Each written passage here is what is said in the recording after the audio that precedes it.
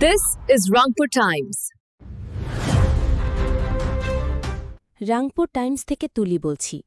জুলাই অভ্যুত্থানের ১২ মামলার চার্জশিট জমা। ২০২৪ সালে বৈষম্য বিরোধী ছাত্র জনতার গণ অভ্যুত্থান, সেই উত্তাল সময়ে দেশের বিভিন্ন স্থানে ঘটে যাওয়া ঘটনাগুলোর তদন্তে এবার বড় অগ্রগতি। ১২টি মামলার চার্জশিট জমা দিয়েছে পুলিশ। এর মধ্যে আছে কয়েকটি চাঞ্চল্যকর হত্যা মামলাও। চলুন জেনে নিই বিস্তারিত। ২০২৪ সালে বৈষম্য বিরোধী ছাত্র জনতার যে গণ অভ্যুত্থান হয়েছিল, সেই সময় দেশের বিভিন্ন স্থানে সংঘটিত ঘটনায় দায়ের করা মামলাগুলোর মধ্যে ১২টির চার্জশিট জমা দেওয়া হয়েছে। এর মধ্যে ৩টি হত্যা মামলা এবং ৯টি অন্যান্য ধারার মামলা রয়েছে।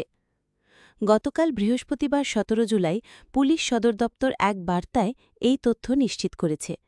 পুলিশ সদর দপ্তর জানিয়েছে, চার্জশিট হওয়া ৩টি হত্যা মামলার সবগুলোই শেরপুর জেলার।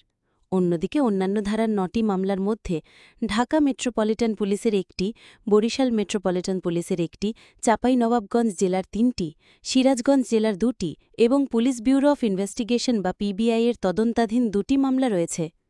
পুলিশের পক্ষ থেকে জানানো হয়েছে, ছাত্র জনতার গণ অভ্যুত্থানকালে দায়ের করা মামলাগুলোর যথাযথ তদন্ত নিশ্চিত করতে ঊর্ধ্বতন পুলিশ কর্মকর্তারা সক্রিয়ভাবে তদারকি করছেন। রুজুকৃত সব মামলার তদন্ত কার্যক্রম শেষ করে অপরাধীদের বিচারের আওতায় আনতে পুলিশ সচেষ্ট রয়েছে বলেও জানানো হয়। এই চার্জশিট জমার ঘটনাকে আপনি কিভাবে দেখছেন? গণ অভ্যুত্থানের সময় ঘটে যাওয়া অপরাধগুলোর বিচার নিশ্চিত হওয়া কতটা জরুরি বলে আপনি মনে করেন? আপনার মতামত আমাদের কমেন্ট বক্সে জানান। Rangpur Times. Stay informed with Rangpur Times.